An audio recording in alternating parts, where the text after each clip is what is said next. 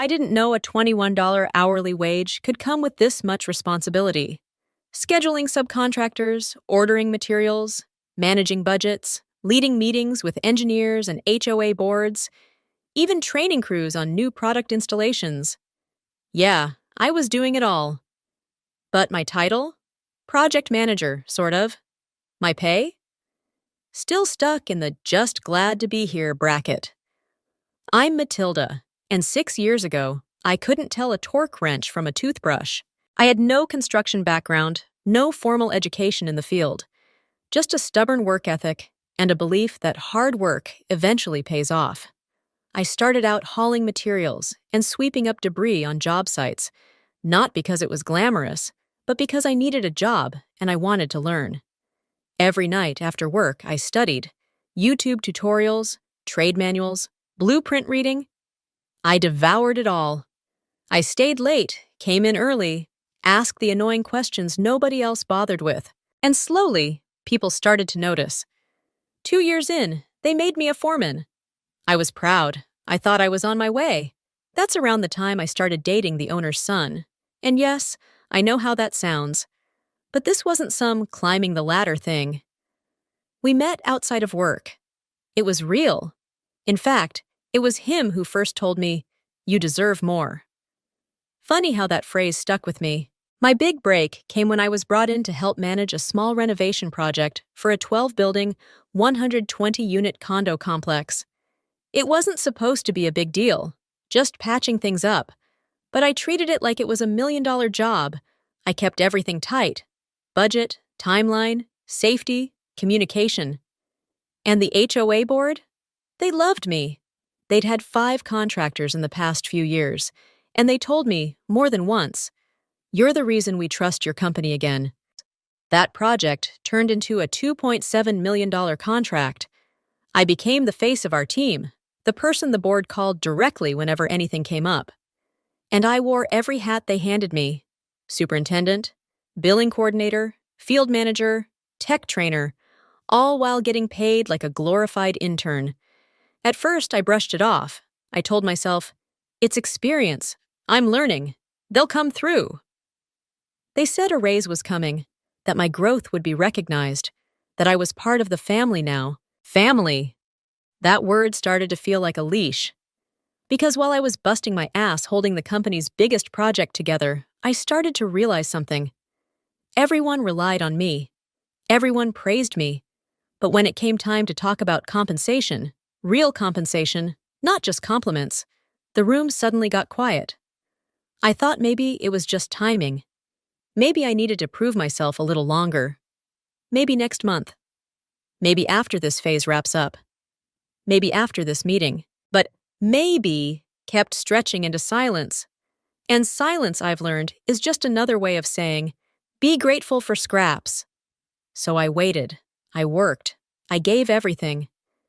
And deep down, I think I always knew how this would end. But not even I could have predicted how fast things would spiral the moment I decided to walk away.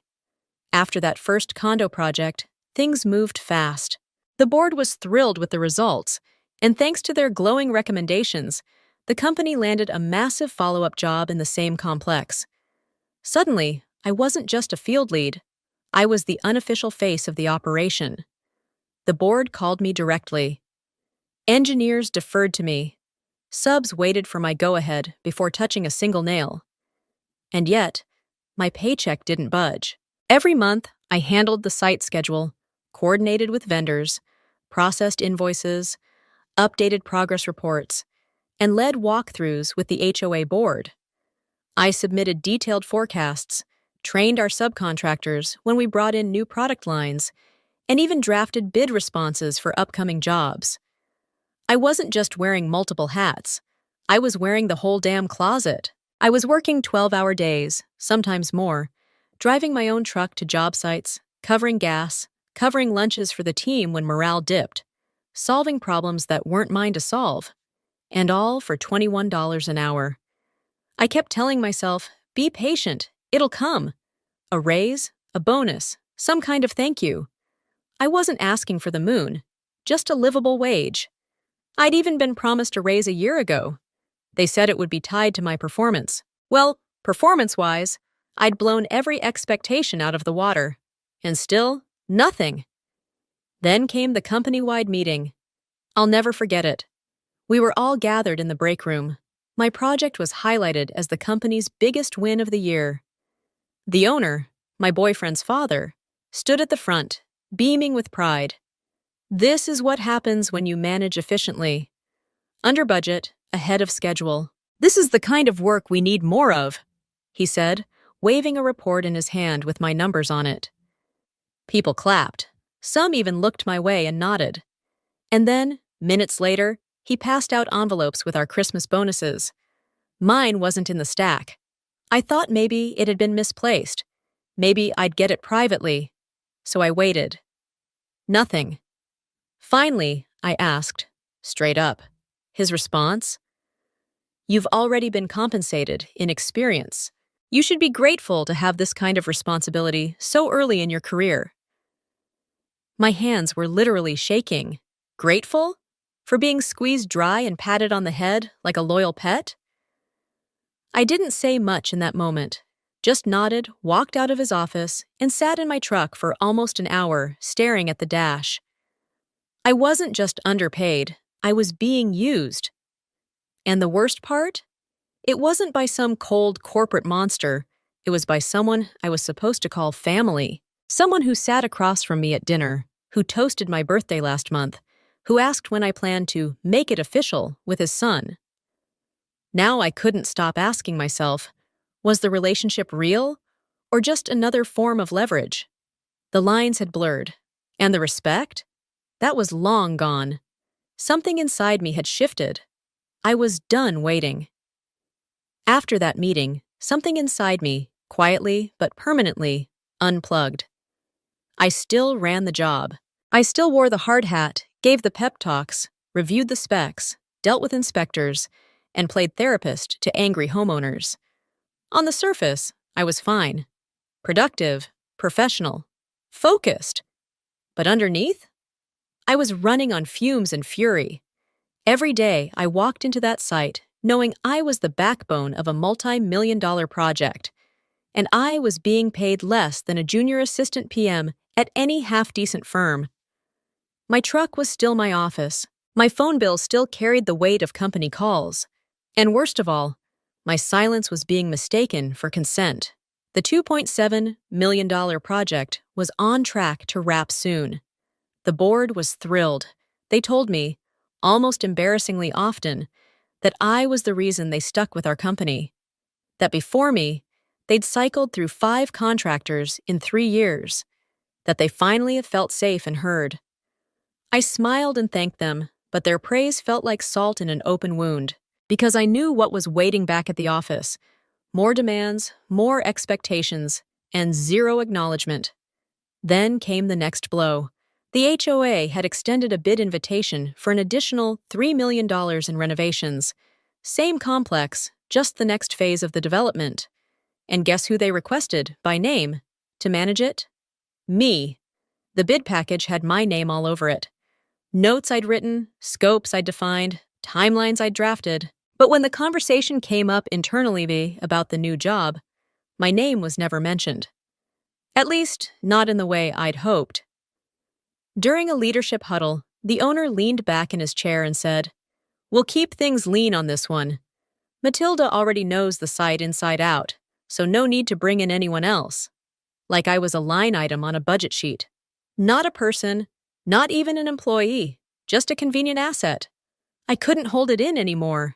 That afternoon, I knocked on his office door and laid it out, calmly but directly. I reminded him of the raise he'd promised over a year ago. I listed every function I currently covered. I presented market research showing what project managers in our region were being paid, almost double what I was making. I told him I wasn't here to beg, but I needed to know if this company saw me as a real asset or just free labor with a smile. He didn't even blink. "Matilda," he said, folding his hands like a preacher about to deliver a sermon, "what you're gaining here in knowledge and experience is more valuable than any salary we could offer. You're investing in your future. You're becoming indispensable. I stared at him. Indispensable? To whom? A man who wouldn't give me a Christmas bonus? A company that called me part of the family until money entered the room? You're like a daughter to me, he added. And there it was, the guilt trip, the manipulation wrapped in faux affection. Like I should be honored to be exploited because it came with a side of familiarity. I left that office with my blood boiling, and when I told my boyfriend what had happened, expecting maybe some backup, he just sighed. Babe, my dad's old school. You know how he is. I looked at him and realized something horrible. He wasn't surprised. He'd known this entire time what I was dealing with, and he'd chosen to say nothing, do nothing. That night, I couldn't sleep. I lay awake staring at the ceiling, replaying every decision I'd made over the past few years. Every weekend I'd skipped seeing my friends. Every time I'd eaten dinner in my truck instead of going home. Every ounce of myself I'd poured into that job, believing loyalty would eventually be rewarded. It was dawning on me, painfully, slowly, that I had let these people define my worth. And worse, I had started to believe them, no more. The next morning, I pulled up my resume. I hadn't touched it in years. But as I stared at the screen, something in me clicked. It was time to stop hoping they'd change. It was time to remember who the hell I was. Once I updated my resume, everything changed. Not on the outside. I still showed up to the site, led the meetings, smiled for the HOA board. But inside, I was different. I wasn't hoping anymore. I wasn't waiting. I was watching, calculating. And most importantly, I was ready. It didn't take long. Within a week of putting my profile up, I got a call from a recruiter. Then 2, then 5. Apparently, when you've got 6 years of field experience, have run multi-million-dollar jobs solo, and come with glowing reviews from clients, people notice. One company, in particular, stood out. They weren't just offering me a job. They were offering me respect, in the form of an $80,000 salary, full benefits, paid time off, quarterly bonuses, a company truck, laptop, mobile Wi-Fi, and a remote work option for out-of-state projects. I read the offer twice, then a third time, and then I cried. Not because I was overwhelmed, though I was, but because for the first time in 6 years, I felt seen, truly, undeniably seen. You were never the problem, Matilda, the hiring manager told me on our second call. You were just in the wrong place. That hit hard. Because deep down, I'd spent so long believing I was too emotional, too ambitious, too young, too demanding. But I wasn't too anything. I was just done being undervalued. Still, I didn't quit right away. I had one more thing to do. Friday morning, I printed the offer and placed it in a sealed envelope. Walked into the office like it was any other day. My soon-to-be ex-boss was in his usual seat, joking with his partner about profit margins and lean teams. I waited until the room quieted, then slid the envelope across his desk. "What's this?" he asked, almost annoyed. "Read it," I said, steady. He opened it, and I watched the color drain from his face. Silence. And then, finally, "This is a lot of money." I nodded. "It is. And it's what I've earned." He scrambled. Told me we could talk numbers next week. That he'd always seen potential in me. That maybe we could restructure something. Just give him time. But he was already too late. You see, respect doesn't come on layaway. I gave him my formal resignation letter right after. No theatrics, no anger, just the facts. I was done. My last day would be in 2 weeks.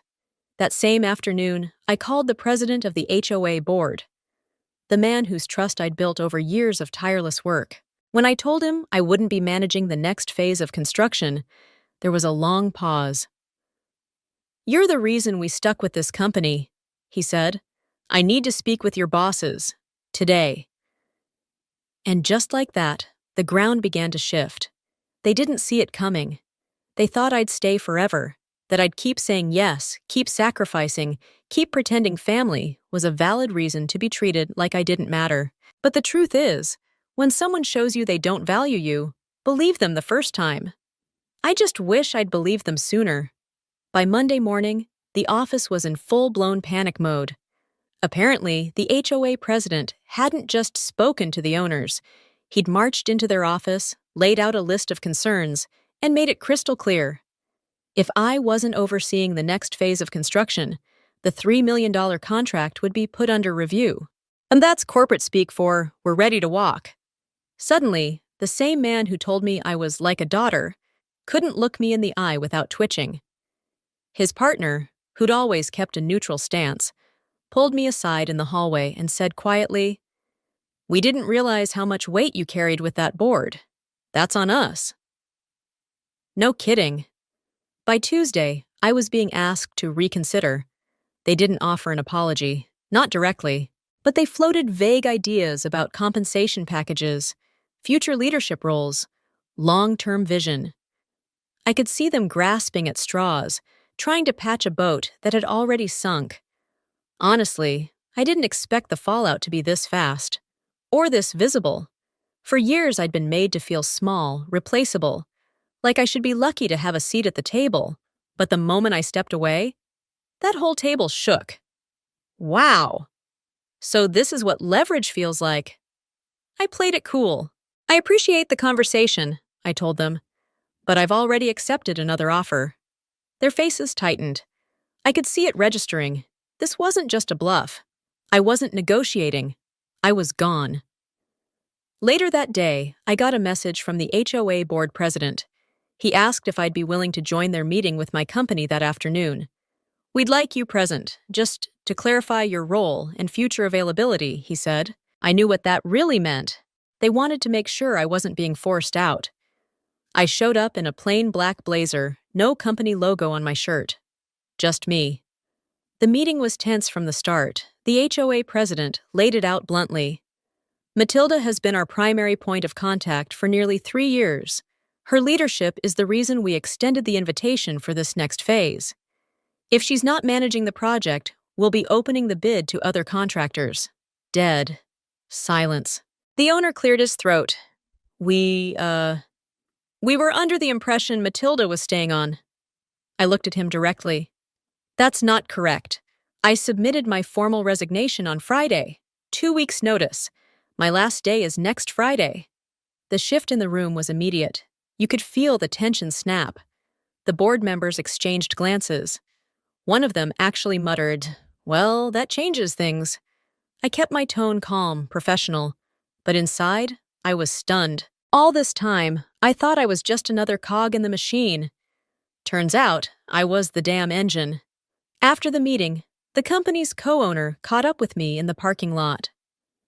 "Look," he said, lowering his voice, "I know things haven't been fair. If I'd had more say, maybe we'd be having a different conversation. But for what it's worth, I think you made the right call." I nodded. "I know I did." I drove back to the job site with my windows down, the wind in my face, and for the first time in a long time, peace in my chest. Not revenge, not arrogance, just peace. Because here's the truth they never saw coming. When you build something with your bare hands, brick by brick, day by day, you don't need anyone's permission to walk away with your head high. They thought I'd go quietly. They thought I'd be grateful. They thought I'd keep playing the loyal employee while they raked in profits on my back. But I didn't leave in bitterness. I left in power. Within a week of that meeting, the HOA board formally withdrew the $3 million invitation. Their statement was brief but cutting. "Due to staffing changes and a shift in project leadership, we will be reopening the bidding process." I didn't have to read between the lines. Neither did anyone else. At the office, the mood shifted from panic to damage control. Meetings were held behind closed doors. Phones were slammed. Blame circled like vultures. The owner, my former boss and almost father-in-law, stopped showing up entirely for a few days. When he did return, he barely acknowledged anyone. I guess when the empire starts to crack, even the king hides. His business partner wasn't so quiet. Word got around that he'd confronted him behind closed doors, furious that personal pride had cost them a multi-million-dollar job. "You lost us the board's trust," he was overheard saying. "You let your ego run the damn company." Honestly, I didn't feel vindictive. I felt detached. The fall wasn't mine to witness. I was already walking in a new direction. My last day came faster than I expected. The guys from the field, subs, crew leads, even the delivery drivers, threw me a goodbye lunch in the lot.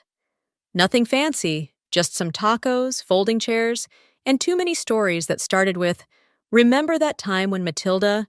They made me laugh. They made me cry. For the first time, I realized how many people I'd quietly impacted. I wasn't just managing buildings. I'd helped build trust, culture, belief. Even the co-owner stopped by, pulled me aside. "I wish we'd done better by you," he said, sincere. "You deserved more than what you got." I smiled, not bitter. "I know. That's why I left." As for my boyfriend, we didn't make it. In the weeks that followed, we tried to salvage things, but it became clear he had been too willing to stay silent when it mattered most. He wasn't cruel, just complicit, and that hurt in its own quiet way. One night over dinner, I asked him, "If it had been you, treated like that for years, would you have stayed?" He looked down at his plate. "No." That was our last meal together. Sometimes the real heartbreak isn't when someone wrongs you, it's when someone you love watches it happen and does nothing. I moved out that weekend, packed up my books, my tools, my pride, and didn't look back. Now I sit at my new desk, my name on the door, laptop open, benefits already active, and I can't help but breathe deeper. This isn't revenge, this is resolution. Because the best way to leave a place that never valued you is to rise so far above it they can't even see your heels. 2 months later, my new company assigned me to a project just 30 minutes away from the condo complex I'd managed for years. When I pulled into the site, I caught a glimpse of the old logo, my old company's logo, on a pickup truck across the street. Apparently, they'd landed a smaller job nearby, a quick fix-up for a commercial strip mall. I didn't think much of it until the following week, when the HOA president from the condo board reached out. "Just wanted to check in," he said. "We've officially signed with another firm for the new phase. You'll never guess who won the bid." I laughed. "Try me," and he said the name. It was my new company. I was stunned. I hadn't even been involved in the proposal. We had separate regional teams for bidding. I asked him why they made the switch. His voice was calm but firm. "Because we trust you. And we trust the company that saw your value when the last one didn't." That was it.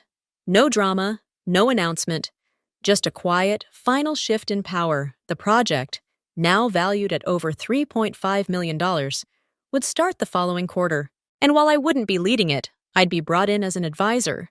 Talk about full circle. I kept things professional, but I'd be lying if I said it didn't feel good. Not out of revenge, but out of clarity. Because sometimes, the best revenge isn't getting even. It's watching the people who underestimated you realize they handed you the match, and you built an empire instead of burning down their house. From what I heard, the fallout at my old company got worse. Word spread in the local construction circles.